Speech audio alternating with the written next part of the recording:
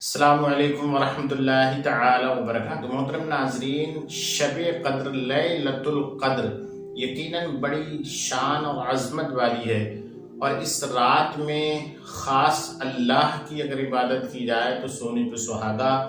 رب تبارک و تعالیٰ اپنی مقدس کتاب قرآن مجید کے اندر ارشاد فرماتا ہے کہ لیلۃ القدر 1000 مہینوں سے بہتر ہے۔ حدیث سے پتہ چلتا ہے اس میں کی جانے والی عبادتیں 1000 مہینوں سے افضل و اعلیٰ ہیں۔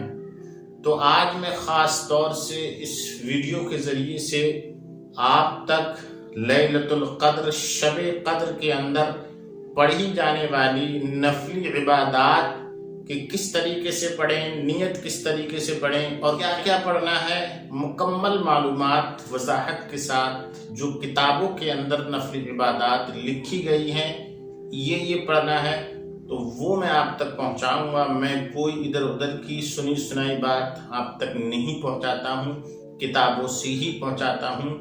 الحمدللہ بحمدہ تبارک و تعالی، جس کا کوئی اصلی ثبوت ہو وہی بات قابل عمل ہوتی ہے، ادھر ادھر سے سنو ہی بات قابل عمل نہیں ہوتی ہے۔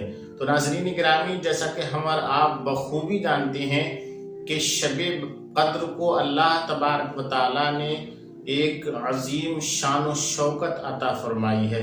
اچھا، ایک بات قابل غور ہے، آپ حضرات اسے اچھے سے یاد رکھیے گا، کیونکہ بہت سارے لوگ کنفیوز ہو جاتے ہیں یا ایک طریقے سے وہ سمجھ نہیں پاتے ہیں۔ فرق کیا ہے کہ شب جو ہے یہ فارسی زبان کا لفظ ہے اور لیل جو ہے یہ عربی زبان کا لفظ ہے۔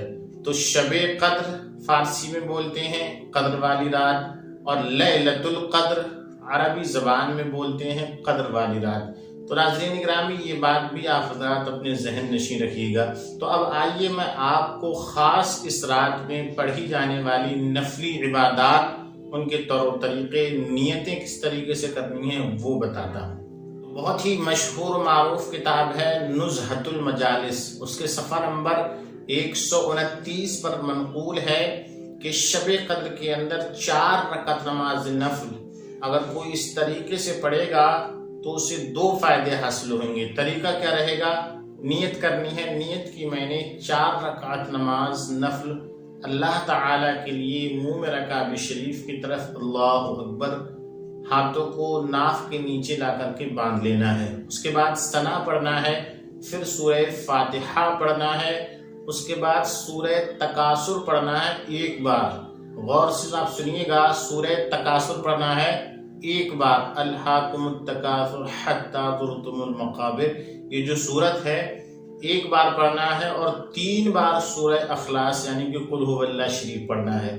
تو بزرگ فرماتے ہیں، صاحب نزہۃ المجالس فرماتے ہیں، انہوں نے اس روایت کو لکھا ہے کہ اس سے 2 فائدے حاصل ہوں گے اگر اس طریقے سے 4 رکعت نماز شب قدر لیلۃ القدر میں اگر کوئی پڑھتا ہے، چاہے وہ مرد ہو یا خواتین ہوں یا بچے یا بچیاں ہوں، جو بھی اسے پڑھیں گے 4 رکعت نماز نفل، انہیں 2 فائدے حاصل ہوں گے۔ پہلا فائدہ تو یہ حاصل ہوگا کہ وہ سکرات موت سے محفوظ رہیں گے، یعنی کہ جب انسان کے بدن سے اس کی روح کو نکالا جاتا ہے تو بہت زیادہ مشکل، دقت، پریشانیاں، یہاں تک کہ کبھی کبھی انسان اپنے ایمان سے بھی ہاتھ دھو بیٹھتا ہے۔ تو ان تمام سکرات موت یا موت کے وقت کی آزمائش، تکالیف، کٹھنائیوں سے انسان محفوظ رہے گا، اور اس کا ایمان محفوظ رہے گا، اور اسی حال میں یعنی کہ ایمان کی حفاظت کے ساتھ وہ دنیا سے رخصت ہو جائے گا۔ تو کتنا عظیم فائدہ ہے کہ انسان سکرات موت سے محفوظ رہے گا۔ دوسرا فائدہ اسے کیا حاصل ہوگا؟ بزرگ فرماتے ہیں، خاص صاحب نزہۃ المجالس فرماتے ہیں کہ اسے دوسرا فائدہ یہ ہوگا کہ وہ قبر کے عذاب سے محفوظ رہے گا، قبر کے اندر اسے عذاب نہیں ہوگا۔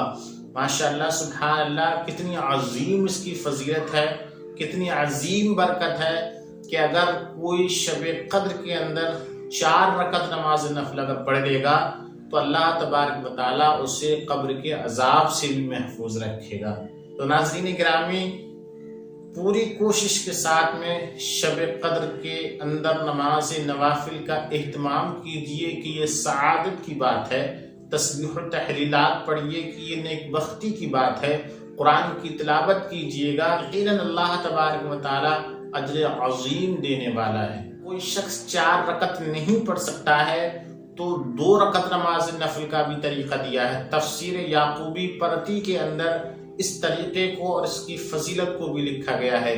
تو 2 رکعت نماز نفل پڑھنا، نیت کرنی ہے، نیت کی میں نے 2 رکعت نماز نفل اللہ تعالیٰ کے لیے، منہ میں رکعب شریف کی طرف اللہ اکبر، کانوں تک ہاتھ اٹھا کر خواتین اپنے مونڈوں تک، یہاں تک کاندھوں تک ہاتھ اٹھائیں گی، مرد حضرات کان کی لو تک ہاتھ اٹھائیں گے اور مرد حضرات ناف کے نیچے باندھیں گے، جبکہ عورتیں اپنے ہاتھوں کو سینے پر باندھیں گی۔ اس کے بعد ثنا پڑھنا ہے، سورہ فاتحہ پڑھنا ہے، پھر 7 بار سورہ اخلاص یعنی کہ قل هو اللہ شریف پڑھنا ہے۔ یہ بات یاد رکھیے گا، نماز ہو یا اس کے علاوہ میں ہو، قرآن کو صحیح مخارج کے ساتھ پڑھنا بہرحال ضروری ہے۔ رائٹ پرونانسیشن کے ساتھ قرآن کی تلاوت یہ ضروری ہے۔ اگر ہم نے لحن جلی کے ساتھ قرآن پڑھنا تو یہ پڑھنا بھی حرام ہے، سننا بھی حرام ہے، اس پر گناہ ہی گناہ ہے۔ اس لیے اگر قرآن کو صحیح مخارج سے پڑھنا نہیں جانتے ہیں تو پہلے قراءت قرآن یعنی کہ قرآن کو صحیح سے پڑھنا سیکھ لیجئے گا۔ تھوڑا سا وقت لگے گا، پوری زندگی کے لیے یہ جو ہم فریضہ انجام دیتے ہیں نماز ہے، اس کے علاوہ جو بھی عبادات کرتے ہیں قرآن کی تلاوت تو ضرور ہوا کرتی ہے، قرآن تو ضرور ہی پڑھا جاتا ہے، لہذا کچھ تھوڑی کوشش کیجئے گا، تھوڑی سی محنت کیجئے گا، تھوڑا سا شوق اپنے دل میں لائیے گا تو انشاءاللہ تعالی آپ اچھے سے قرآن مقدس کے پڑھنے والے بن جائیں گے۔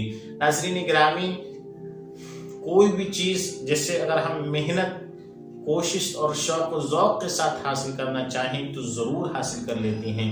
کسی کے لیے تھوڑا وقت لگتا ہے، کسی کے لیے تھوڑا سا اور زیادہ وقت لگتا ہے، لیکن کوشش کے بعد میں ہر چیز حاصل ہو جاتی ہے۔ فی الحال 7 بار سورہ اخلاص یعنی کہ قل هو اللہ شریف پڑھنا ہے۔ پھر جب 2 رکعت مکمل ہو جائیں تو اپنی جگہ سے ہلنا نہیں ہے، بلکہ اسی جگہ بیٹھ کر 7 بار استغفر اللہ استغفار پڑھنا ہے۔ 5واں کلمہ مکمل پڑھ لیجئے گا اگر آپ کو یاد ہو تو، اور اگر 5واں کلمہ مکمل یاد نہیں ہے تو صرف یوں بھی پڑھ سکتے ہیں استغفر اللہ ربی من کل ذنب واتوب الیہ۔ 7 بار پڑھنا ہے۔ اس کی برکت اور فضیلت کیا حاصل ہوگی آپ حضرات وہ سماعت کیجئے گا۔